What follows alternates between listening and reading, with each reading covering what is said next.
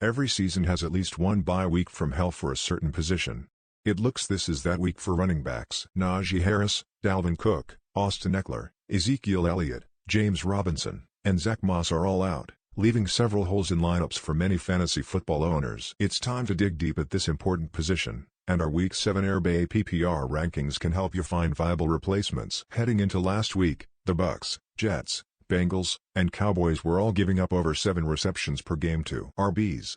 Is that a product of matchups, i.e. playing teams with top receiving backs, or is that a product of poor pass defense against running backs?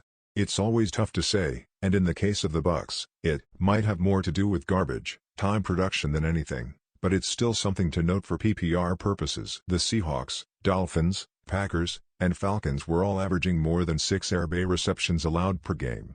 Week 7 standard rankings: quarterback, running back, wide receiver, tight end, D/ST.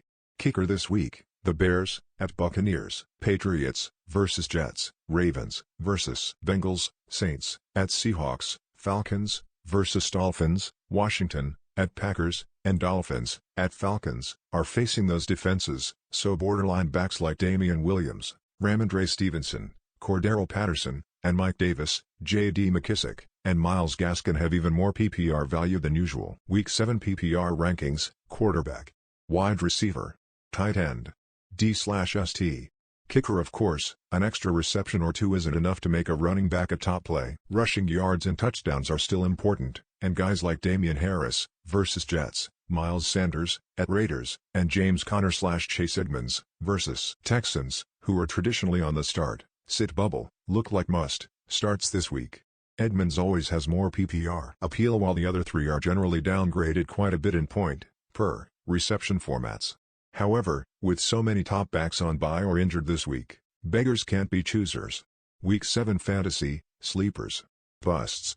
Start M, sit M. Similarly, high volume RBs in tough matchups, such as Devin Booker vs Panthers, Elijah Mitchell vs Colts, Mark Ingram at Cardinals, Michael Carter at Patriots, and Melvin Gordon/Javonte Williams at Browns, are all tough to sit, even in PPR.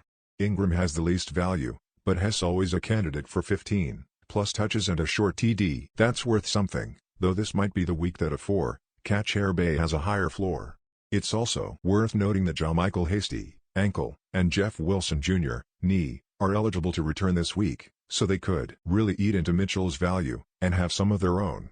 Week 7 DFS lineups: DraftKings, FanDuel, Yahoo. Ultimately, there aren't easy answers here, and there are even fewer worthwhile sleepers than usual in PPR formats.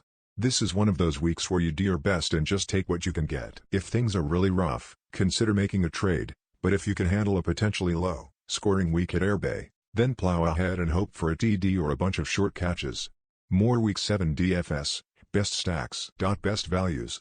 Lineup builder note: we'll be updating these RB PPR rankings throughout the week, so check back for analysis and the latest player movement. For individual analysis of key RBs, click here. Rankings are based on full point PPR scoring.